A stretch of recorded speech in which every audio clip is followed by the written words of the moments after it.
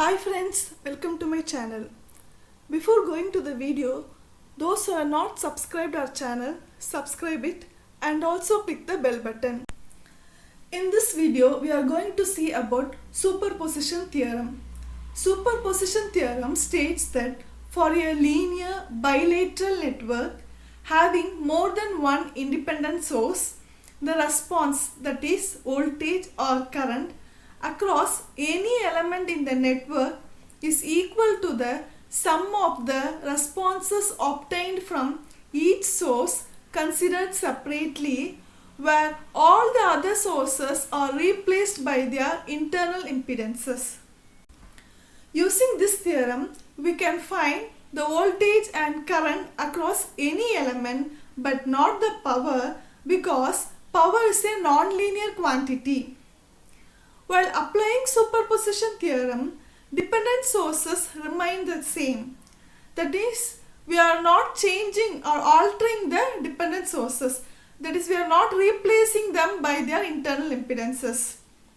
The number of subcircuits while applying superposition theorem is equal to the number of independent sources.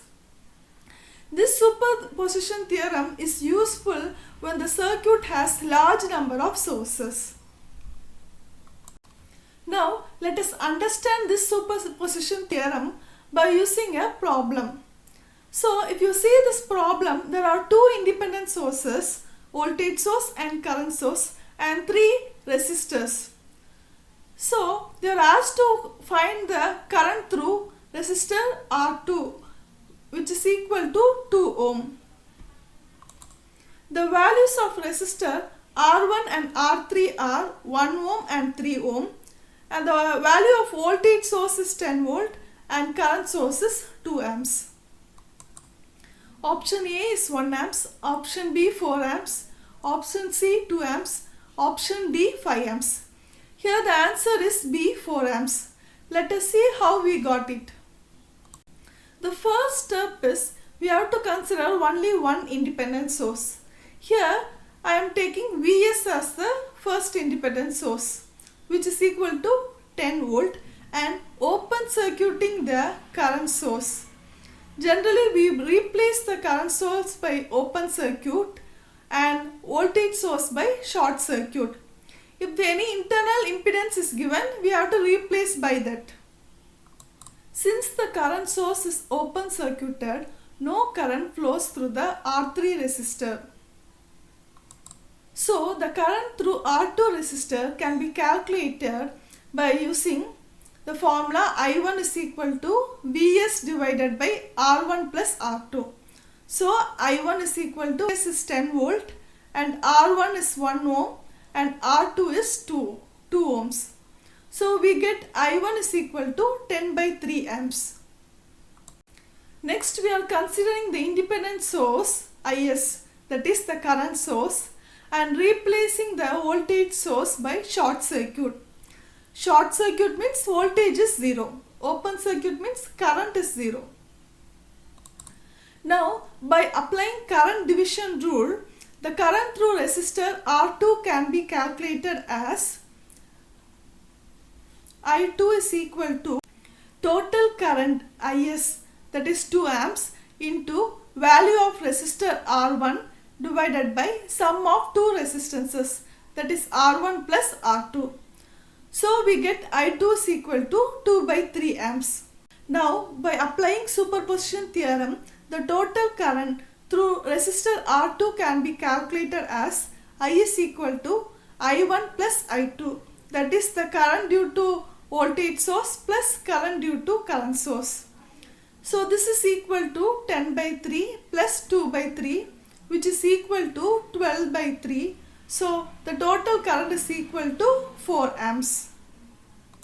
Next we will see the previous year questions. First one, the superposition theorem is essentially based on the concept of quality, linearity, reciprocity, non-linearity.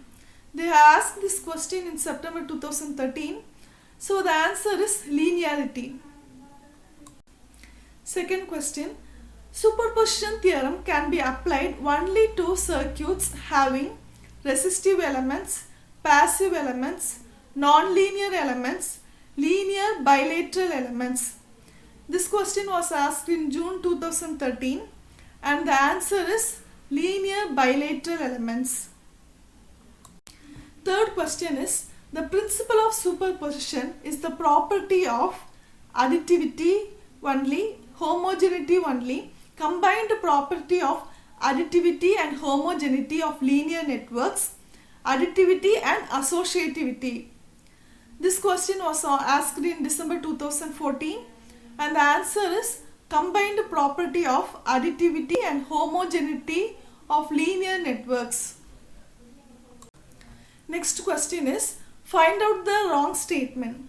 The principle of superposition is useful for linearity test of a system, substituting sources by their shunt impedances.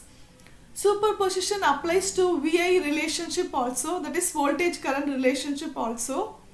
In superposition theorem, response of each source is considered separately.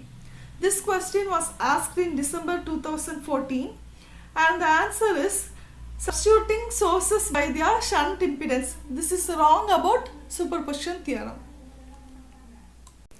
Next question is, find the value of current I in the circuit using superposition theorem. This question was asked in June 2015. So here it consists of two independent sources, that is voltage source and current source. Vs is equal to 8 volt and Is is equal to 2 amps, and one independent source, that is dependent current source, which is equal to V by 2. And this voltage is V is nothing but voltage across the resistor R2, whose value is 3 ohms. Value of resistor R1 is 3 ohms and R3 is 2 ohms. The options are A 1 amps, B 1.5 amps, C 2 amps, D 0.5 amps, and here the answer is 1.5 amps. So let us see how we get this.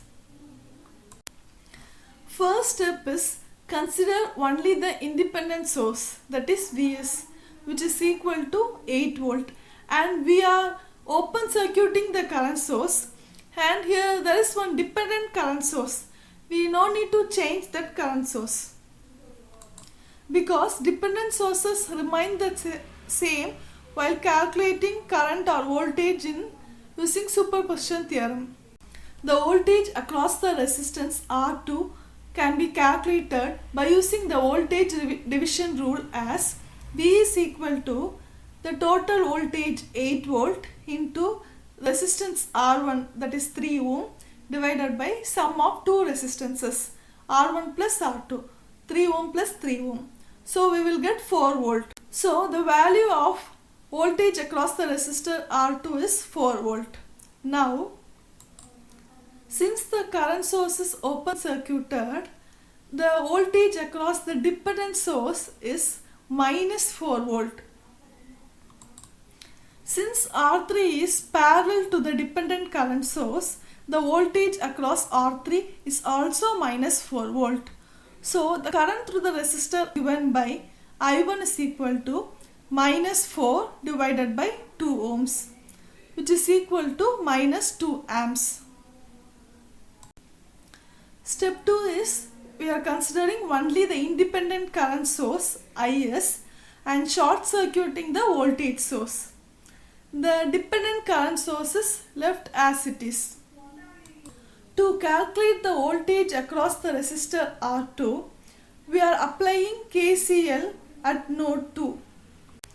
KCL states that algebraic sum of currents at any node or junction is 0, or the number of currents leaving the junction is equal to number of currents entering the junction.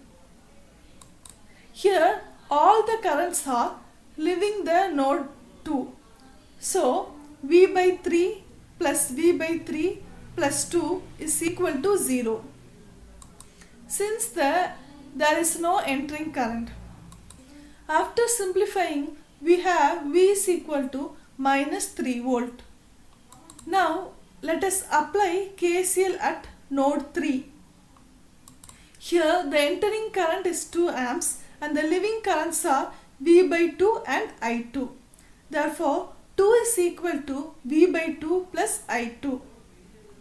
Substituting the value of V as minus 3 volt and simplifying, we have I2 is equal to 3.5 amps. The last step is by applying superposition theorem, the total current is equal to sum of currents obtained by each source independently. So, I is equal to I1 plus I2, which is equal to minus 2 plus 3.5 amps. So, total current is equal to 1.5 amps. The next question is assertion and reason type. First assertion is superposition theorem can be used to find the output of a full wave rectifier excited by sinusoidal signal sources of different frequencies connected in series. This statement is the wrong statement, and the reason they are given is superposition theorem is valid for all linear systems. So this is true. So assertion is false, but reason is true. Thanks for watching the video. For more videos, don't forget to subscribe our channel.